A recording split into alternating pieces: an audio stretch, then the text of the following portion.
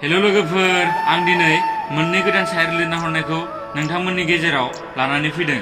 नोंथांमोना भिडिअखौ लास्टसिम नायलांबाय था, ओमफ्राय सोर सासेनिखौ बांसिन मोजां मोनो कमेन्ट बक्सआव खोन्थाहरबानो जाबाय।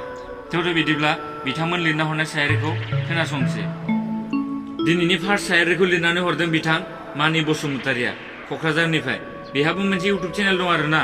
आं बिथांनि चेनेलनि लिंकखौ डिसक्रिपसनाव होनानै दोनगोन। नोंथांमोना बिनि चेनेलखौ चेक आउट खालामहैबानो जाबाय, ओमफ्राय साबस्क्राइब खालामबानो जाबाय। थेवबो बिदिब्ला बिथां लिरना हरनाय शायरीखौ खोनासंनोसै। ओइ खोनासं, आं जुदि बोराबब्ला नों आंखौ बुरखाय, मानोना आंहा नोंनि अनगा रावबोआनो गैया। लोगोफोर, दिनैनि सेकेन्ड शायरीखौ बिथां सुनिता दैमारिया लिरनानै हरदों सिमेन्ट सापरि हसंनिफ्राय। थौदो बिदिब्ला बिथां लिरना हरनाय शायरीखौ फरायना नायनोसै।